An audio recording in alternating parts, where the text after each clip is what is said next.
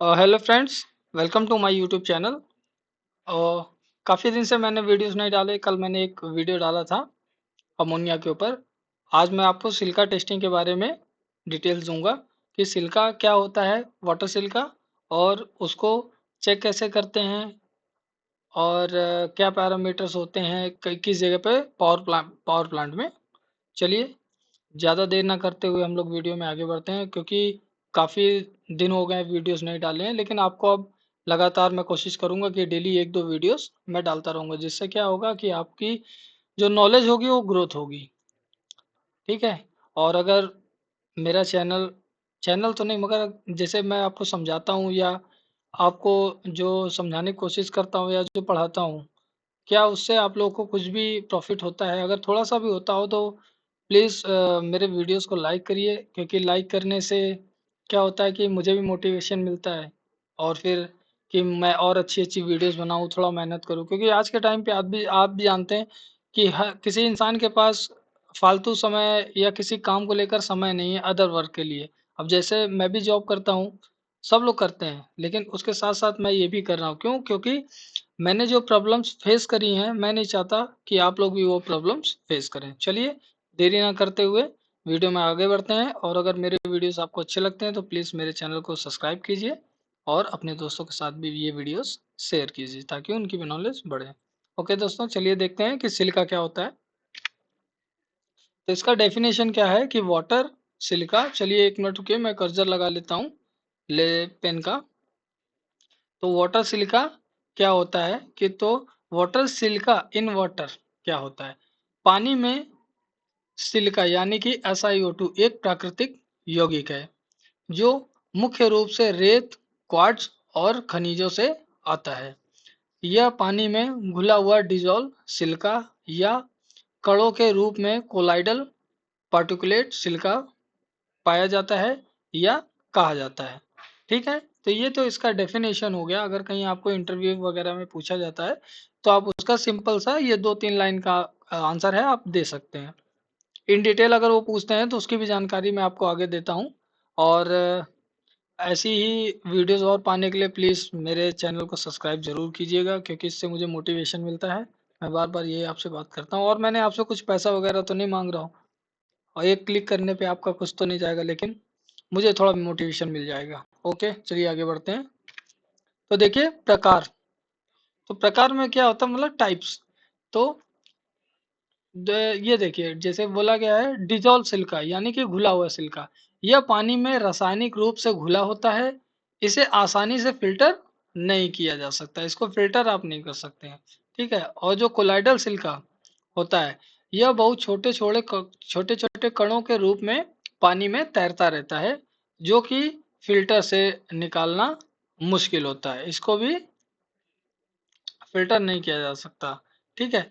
तो पानी में सिलिका कहाँ से आता है? ये जो दोनों ही हैं, दोनों को आप फिल्टर करके नहीं निकाल सकते हैं। ठीक है। फिर पानी में सिलिका कहाँ से आता है? तो जो मिट्टी होती है और चट्टानों, यानी कि मिट्टी और चट्टानों के घुलने से या टूटने से, रेत या क्वार्ट्ज की परतों से, भूमिगत जल में खनिजों के घुलने से। ठीक है। इन इन जगहों से सिलिका आता है हमारे वाटर में, वो भी डिजॉल्व फॉर्म में। ठीक है। अगर कोई पूछता है कि सिलिका कहाँ से आता है, तो आप ये सिंपल सा ये जो है ना, इतनी दूर का आप आंसर उनको दे सकते हैं। ठीक है। चलिए आगे बढ़ते हैं। तो पानी में सिलिका क्यों महत्वपूर्ण है, अगर कोई पूछता है? ठीक है। तो उसका क्या है जवाब कि पावर प्लांट और बॉयलर वाटर के लिए। फिर दूसरा है, बॉयलर और टरबाइन सिस्टम में सिलिका बड़ी समस्या बनता है। देखिए कहाँ का ये पूछा है ना कि महत्वपूर्ण क्यों है, तो ये अपने कहाँ का प्रॉब्लम्स आती है ये उसके बारे में बता रहे हैं। तो जब पानी उबलता है तो सिलिका भाप यानी कि स्टीम के साथ उड़कर टरबाइन ब्लेड पर जम जाता है, क्योंकि आप जानते ही होंगे कि उसका टेम्परेचर लगभग 800 साढ़े 800 डिग्री टेम्परेचर होता है। जो हमारा जो टरबाइन ब्लेड पर हमारा स्टीम फ्लो होता है, उसका टेम्परेचर की मैं बात कर रहा हूँ। फिर देखेंगे, इससे इफिशियंसी घट जाती है और टरबाइन टरबाइन को नुकसान पहुंचाता है। ये कुछ उदाहरण दिए गए हैं बॉयलर में, बोला कि सिलिका जो होती है ना, तो वो क्यों महत्वपूर्ण है। ठीक है। तो इफिशियंसी घट जाती है। इफिशियंसी कैसे घटती है?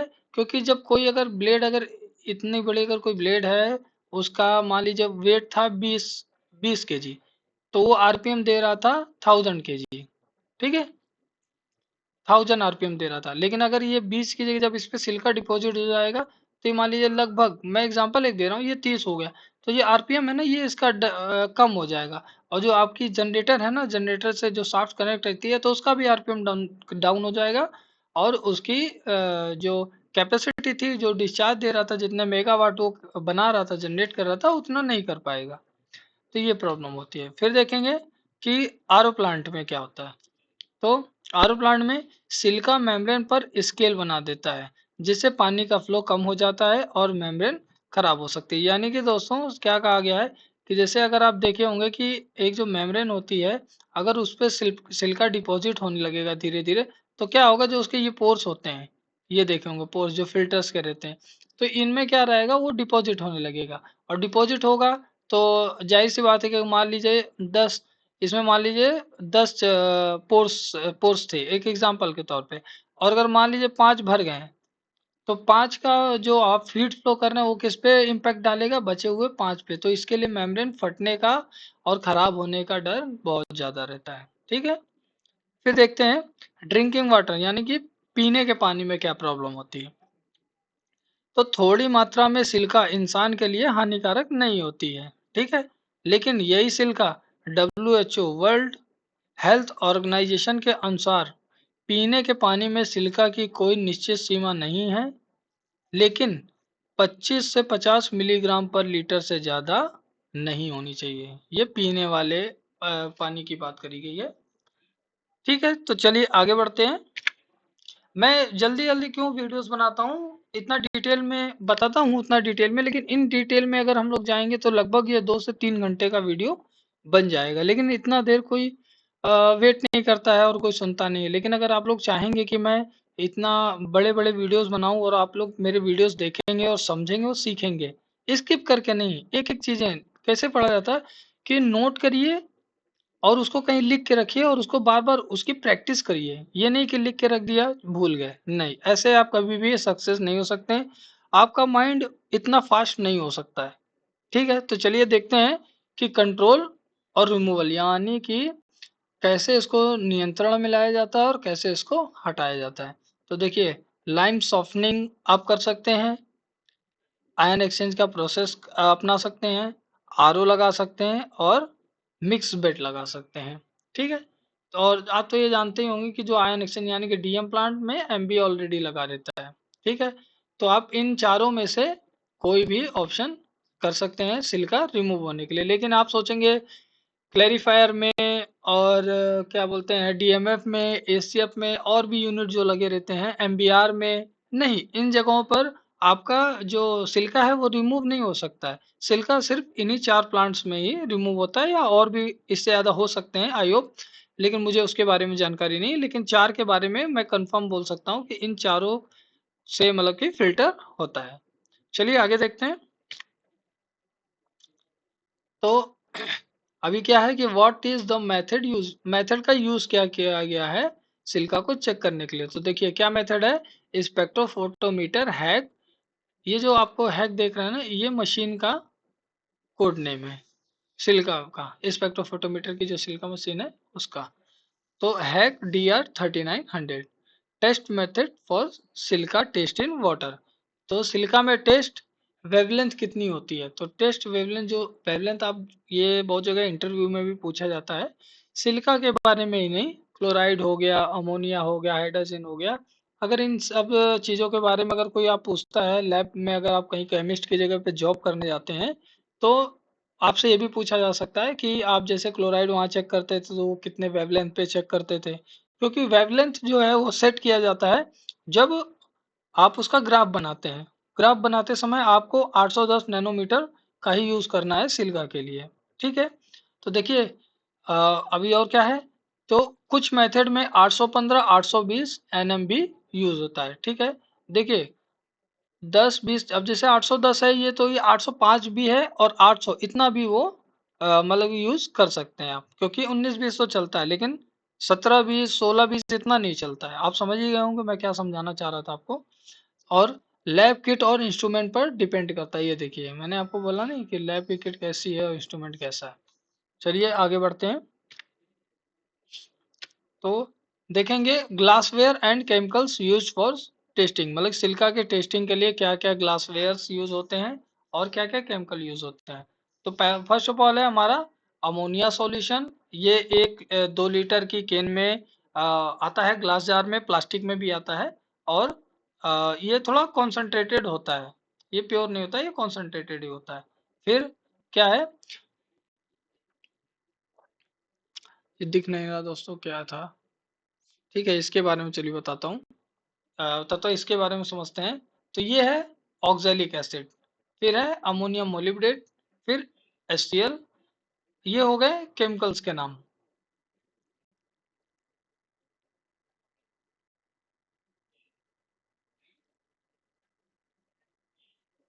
और ये देखिए ग्लासवेयर्स दिए गए हैं, एक बीकर लेना है, फिर अपना पीपेड यूज होगा और कैलकुलेटर यूज होगा।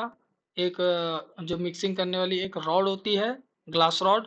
और एक आपको वेट बैलेंस चाहिए, एक आपको वॉल्यूमेट्रिक फ्लास्क चाहिए, और एक आपको मेन जो है, जो मेन आपका काम करेगा वो है सिलिका एनालाइजर। ठीक है दोस्तों, तो इतनी चीज़ों को आप मतलब कि लेकर रख सकते हैं। इस केमिकल का मैं आगे आपको नाम दिखा दे रहा हूँ। देखिए अभी क्या करना है, वो था ये ANS 1 अमीनो 2 नेप्थॉल सल्फोनिक एसिड। ठीक है, चलिए देखते हैं कैसे केमिकल प्रिपेयर किया जाता है। तो पहला केमिकल हमें बनाना है 1:1 का HCl का सॉल्यूशन, जो कि हम लोग 500 ml या 1000 ml में भी बना के रख सकते हैं। लेकिन आप जितना कम रखेंगे उतना बेहतर होता है, क्योंकि आपको नया सॉल्यूशन हर 15 से 20 दिन में मिल जाएगा, इतना आप लोग यूज करेंगे। लेकिन ये नहीं है कि 5 लीटर बना के एक बार में रख लिया 4 महीने, क्यों? क्योंकि इसका स्ट्रेंथ कम होता रहता है। ठीक है, फिर इसके बाद देखेंगे, तो इसको बनाने के लिए क्या करेंगे हम लोग, 500 ml DM वाटर लेना है और 500 ml कॉन्सेंट्रेटेड HCl का HCl ले लेना है। 1 लीटर के ग्लास बीकर में, फिर हमें उसको मिक्स करना है। तो हमारा 1:1 का HCl का सॉल्यूशन रेडी हो जाएगा, जो कि क्या रहेगा, 75% का। फिर उसके बाद आएगा क्या, अमोनियम मोलिब्डेट। तो इसको बनाने के लिए हम लोग क्या करेंगे, 75 ग्राम लेंगे अमोनियम मोलिब्डेट, एक 1 लीटर के जार में उसको मिक्स करेंगे। फिर उसमें 5 ml लिक्विड अमोनिया डालेंगे, और टू मेक इट ट्रांसपेरेंट, क्यों? क्योंकि उसको मुझे ट्रांसपेरेंट करना है, इस किसको, इस सॉल्यूशन को। ठीक है, तो हमें क्या मिल जाएगा, 10% का अमोनियम मोलिब्डेट सॉल्यूशन। फिर उसके बाद क्या आता है, ANS 1 अमीनो 2 नेप्थॉल सल्फोनिक एसिड, ये केमिकल का नाम है। और फिर क्या करना, हमें टेक 25 ml। मैं आपको हिंदी में बताते हुए चल रहा हूँ। देखिए 2.5 ग्राम लेना है आपको, मतलब लगभग 2.5 ग्राम लेना है ANS, और 5 ग्राम सोडियम सल्फाइड। और इन दोनों को क्या करना है आपको, 250 ml DM वाटर में मिक्स करना है। कोई भी केमिकल आप पहले एक डाल दीजिए, दूसरा एक डाल दीजिए, उसको अच्छे से मिक्स कर दीजिए। ये हो गया एक बीकर में। फिर आएगा सेकंड, कि 150 ग्राम लेना आपको सोडियम मेटाबाइसल्फाइड, और 750 ml DM वाटर में मिक्स कर देना आप लोगों को। ठीक है, और मिक्स करने का, तो अभी क्या करेंगे, ये सॉल्यूशन जो आपने बनाया था 250 और ये 750 वाला, ठीक है। तो अभी आपने जब ये दूसरे बीकर में बना लिया, फिर दोनों बीकर का सॉल्यूशन जो है क्या करेंगे, एक दूसरे में मिक्स कर देंगे, जैसा कि यहाँ पर कहा गया है कि mix 1 to 2 keep in for 24 hour, और बनाकर आपको इसको 24 घंटे के लिए कहीं सेफ जगह पे रख देना है। फिर अगले दिन क्या करना है, जब 24 घंटे हो जाएगा, एक फिल्टर पेपर हमें लेना है 41 नंबर का, और एक मेजरिंग सिलेंडर लेकर या डायरेक्ट बॉटल में हमें क्या करना है कि उसको फिल्टर कर लेना है 41 फिल्टर पेपर नंबर से। तो हमारा ये सॉल्यूशन रेडी हो जाएगा। ठीक है, अब ये चौथा आता है ऑक्जेलिक एसिड। कितना बनाना है हमें, 10% का। तो हमें क्या करना है, 100 ग्राम ऑक्जेलिक एसिड लेना है और 1000 ml DM वाटर में मिक्स कर देना है, तो हमें 10% का ऑक्जेलिक एसिड मिल जाएगा। ये तो हो गई सॉल्यूशन बनाने के बाद। चलिए आगे बढ़ते हैं, टेस्टिंग। टेस्टिंग हम लोग कैसे करेंगे, तो क्या करना है मैं आपको हिंदी में ही बताते हुए चल रहा हूँ। देखिए पहले क्या लिखा है, take 50 ml sample in glass plastic beaker में। हमें क्या करना है, एक प्लास्टिक का बीकर लेना है और उसमें हमें 50 ml सैंपल ले लेना है जिसका हमें सिल्का चेक करना है। फिर add 1 ml of HCl solution, फिर the beaker and wait for 2 minute. हमें क्या करना है, 1 ml HCl का सॉल्यूशन लेना है 1:1 से और इसमें डाल देना है। फिर हमें वेट करना है 2 मिनट के लिए। फिर क्या करना है, add 2 ml ammonium molybdate solution, फिर the beaker and wait for 2 minute. फिर क्या करना है, 2 ml अमोनियम मोलिब्डेट सॉल्यूशन लेना है और उसको हमें इसी रीजेंट में सैंपल में डाल देना है जिसमें हम लोगों ने HCl का सॉल्यूशन डाला था।